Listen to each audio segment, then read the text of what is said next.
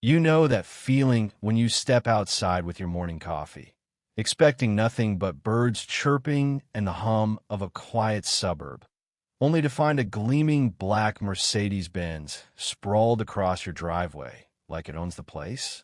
That was my Saturday morning in Oakwood Grove, a little slice of Americana that used to feel like home until Sheila moved in. Picture this: a helicopter's blades slicing through the dawn, neighbors stumbling out in bathrobes, phones already recording, and Sheila, our HOA's self-crowned empress, screaming as her precious car dangles in the air, headed for a landing she'd never see coming. Let me back up. I've lived in Oakwood for nearly 2 decades, a place where kids used to race bikes down the cul-de-sac, and folks swapped stories over backyard barbecues. It was the kind of neighborhood where you could leave your garage door open and not worry. Then Sheila arrived 3 years ago with her designer sunglasses, her clipboard, and a vendetta against anything that didn't scream perfectly manicured. She wasn't just HOA president, she was the judge, jury, and executioner of our little community. My crime? A row of lavender bushes I'd planted years ago, before the HOA even existed. They were my wife's favorite, a soft purple glow along the fence, a quiet nod to her memory after she passed. Sheila called them non-compliant, said they clashed with the neighborhood's aesthetic unity. I told her those plants had more history than her rule book. She didn't like that.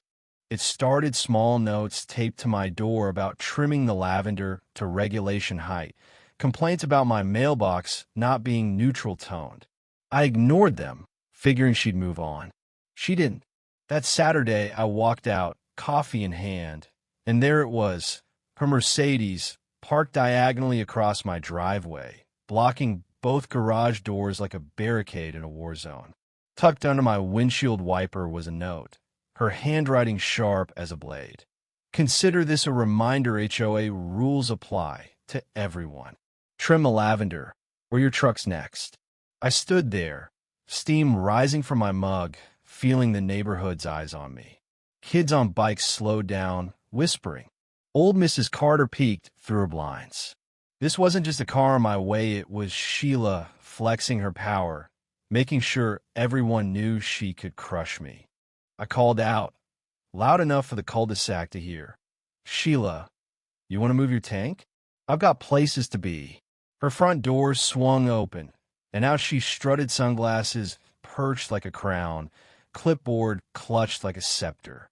This, she snapped, is a lawful enforcement action. You've ignored HOA standards, so your access is restricted until compliance. I blinked, coffee nearly slipping from my hand. Restricted? Sheila, this is my driveway. My property. She smirked, that kind of smile you see in movies before the villain monologues. You signed a covenant, Tom. Rules are rules. The neighbors murmured, some stifling laughs, others filming. She thought she had me cornered, her Mercedes a gleaming monument to her control. She didn't know me at all. I tried the usual routes first. Called the cops, who just chuckled and said, civil matter, buddy. Take it up with the HOA. Tried towing companies, turns out Sheila had them all locked down with exclusive contracts. She'd built herself a fortress of rules, untouchable, or so she thought. By day 3, her car was still there, an $80,000 roadblock. Neighbors started treating it like a tourist attraction. Joggers snapped selfies. Kids dared each other to touch it.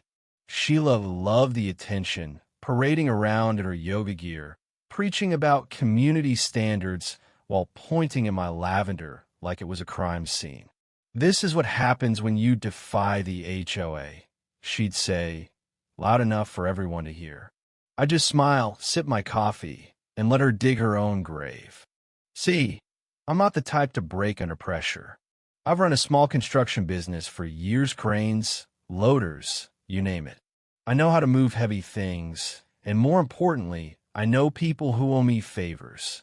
That night, sitting on my porch with a glass of bourbon, staring at Sheila's car glowing under the streetlights, an idea hit me. Not just any idea, plans so wild, so perfectly absurd. It had turned her power trip into a neighborhood legend. I flipped through my phone and found Mike, an old buddy who runs a heavy lift helicopter service. "Mike," I said, "you ever airlifted a car?" He laughed so hard I thought he'd choke. "A car? My choppers haul steel beams, Tom. What's this about?" I told him about Sheila, the Mercedes, the lavender. "It's trespassing on my property," I said. "Can you lift it clean?" He paused, then grinned through the phone. "Send me the address. I'll make it a show." I didn't just want to move her, Carrie wanted to make a point. Sheila wasn't just bullying me. She was bullying everyone, hiding behind her HOA crown and her buddy, Mayor Richard Langston. Word around Oakwood was that Sheila's campaign checks kept Langston's golf cart fueled, and in return, he let her run the neighborhood like her personal kingdom. So, we're better to drop her car than his pristine front lawn, right in the middle of his fancy Sunday brunch with the city's big shots.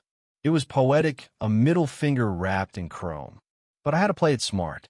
I dug into the HOA charter, city laws, even called a lawyer friend over beers. Technically, he said, if it's blocking your access, it's trespassing. You can remove it, just don't, drop it on highway. I grinned. What about a lawn? He raised an eyebrow. Get permission, and it's your circus. Saturday morning, I played it cool. Picked up the newspaper I don't even subscribe to, waved at Mrs. Carter, even gave Sheila a defeated shrug when she smirked from her porch, sipping some neon green smoothie. "Getting used to the view, Tom?" she called. "Guess I have to," I muttered, letting her think she'd won. Inside, my heart was racing. Mike texted at 6:30, "Birds ready. Eta vederatsi 00. Weather's clear." I dropped hints to a few, neighbor's old man Jenkins. The teenagers, always filming TikTok, stole them to have their phones ready. By 8:50, the cul-de-sac was buzzing, folks lingering with coffee, pretending to walk dogs. Then came a low thump, thump, thump of rotorblades. The helicopter crested the tree line, a beast in machine, sunlight flashing off its windows. Neighbors froze, jaws dropped, phones shot up. Sheila stepped out, smoothie in hand, frowning like someone had dared interrupt her kingdom. "What is this?" she snapped. Then Mike's crew rappelled down like action movie heroes, hooking chains around her Mercedes in seconds. Sheila's scream could have cracked glass. "That's my car. I'm the HOA president. Stop this." The chopper roared. The car lifted tires, leaving the pavement, chrome glinting like a disco ball. The crowd erupted, cheering, filming, laughing. Jenkins yelled, "He's doing it." Sheila fell to her knees, robe flapping, screaming about lawsuits as her car dangled 10 feet up, swaying like a bizarre piñata. I stood on my porch, coffee in hand, calm as ever, while her empire literally flew away. But the real magic was the drop. Mike flew that Mercedes across town, right to Langston's gated estate, where he was hosting his weekly brunch council members, donors, all clinking champagne glasses. The chopper's shadow fell over the lawn, tablecloths flapping, a string quartet scattering like startled pigeons. Langston's face went white as the car lowered, landing with a thud on his perfect grass, flattening a patch he probably paid a fortune to maintain.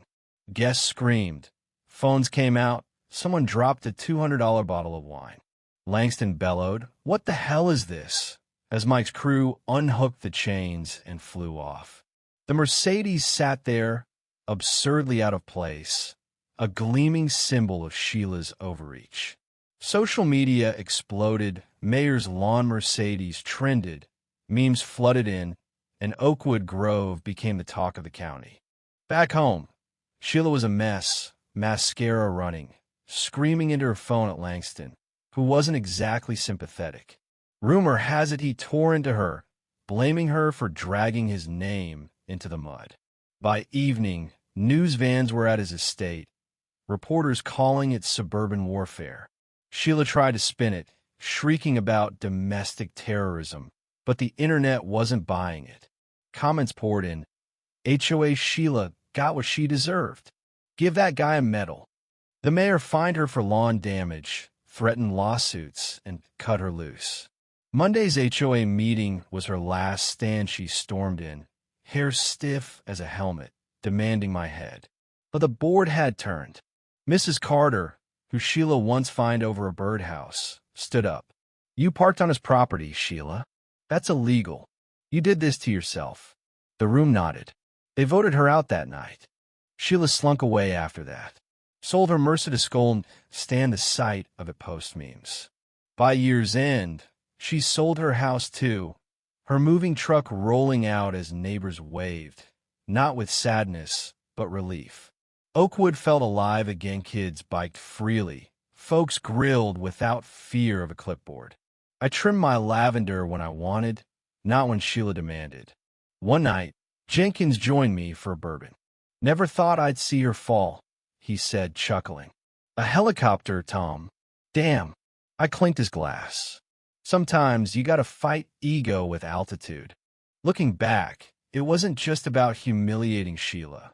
It was about breaking her spell, showing everyone that bullies only win if you let them. She thrived because we stayed quiet, paid her fines, rolled our eyes. But the second you shine a light on their game, it crumbles. That helicopter didn't just lift a carrot, lifted a weight off Oakwood. So, tell me, what's the wildest neighbor or HOA story you've got? Drop in the comments. And let's hear who else has dealt with a Sheila or maybe pulled off their own epic comeback. Hit subscribe if you're up for more stories like this. Because trust me, the suburbs are never as quiet as they seem.